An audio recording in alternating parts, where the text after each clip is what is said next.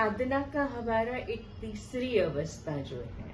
जैसे एक पहले स्मृति है, दूसरी हम पवित्रता को अपनाएं, तीसरा जो है इस पथ पर चलते चलते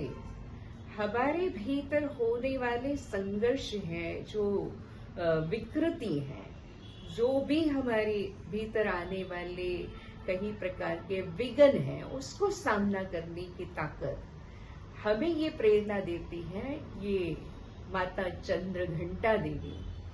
कि जिनसे हम ये सीखते हैं कि इनको कैसे हमें पार करना है। क्योंकि चंद्रघंटा जी की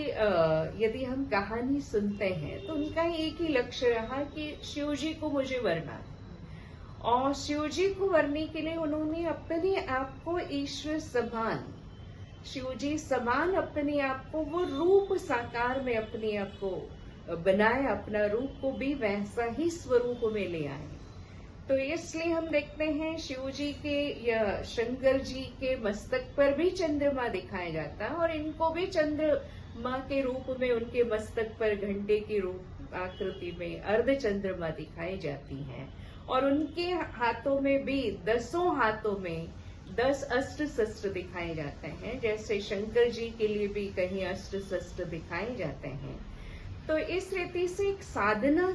के लिए हमें आवश्यक है अनेक प्रकार के अस्त्र शस्त्र,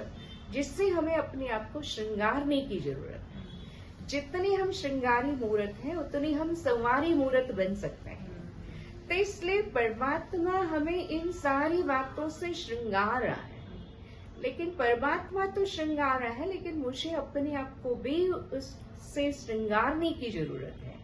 तो इसलिए मैं हमेशा मेरी अपनी तुलना परमात्मा से करती रहूं, मैं उनके समान बनने के ये लक्ष्य को सामने रखूं,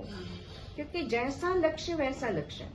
तो समानता समीपता को ले आती है, समीपता ही संपन्नता को ले आती है। तो इसलिए संपन्नता मेरी ये साधना का मूल लक्ष्य है, और ये संपन्नता को लाने के लिए मुझे सामने कोई ना कोई लक्ष्य अवश्य हो, और परमात्मा के अलावा कोई इतना श्रेष्ठ लक्ष्य कोई हो ही नहीं सकता। तो इसलिए उनके समान बनना, और समान बनने के बाद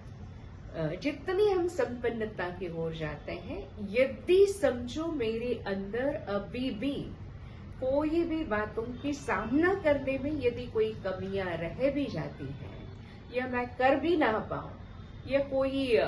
मेरी कमजोरी मैं महसूस करती हूँ, या कोई अवगुण मैं महसूस करती हूँ जो मेरी साधना के पथ पर विघ्न रूप बन रहा है, तो ऐसे समय पर न घबराते हुए, न कोई व्यर्थ चिंतन में जाते हुए हम वो सब कुछ ईश्वर अर्पण कर दें, क्योंकि वो समर्पण ही हमें समानता को लाने में मदद करती है। तो इसलिए उन कमजोरियों को भी हम ईश्वर के सामने हम समर्पण करें। जैसे चंद्रघंटा जी ने जब असुर के साथ संग्राम करना था, तो वो भी हताश हुए कि अब मैं कैसे लड़ूं। तब शिव जी के सामने उन्होंने प्रार्थना की कि मुझे इनसे लड़ना है, आप मुझे मदद दो। तो ध्यान मग्न शंकर जी ने ये जानते थे इनके अंदर ये शक्तियां हैं, तो उन्होंने उनको डायरेक्ट मदद न करते हुए उन्हें इनडायरेक्ट उनके भीतर ही वो शक्तियों का उन्हें स्मरण देते गए, और उसी स्मृति उसी समर्थि से उन्होंने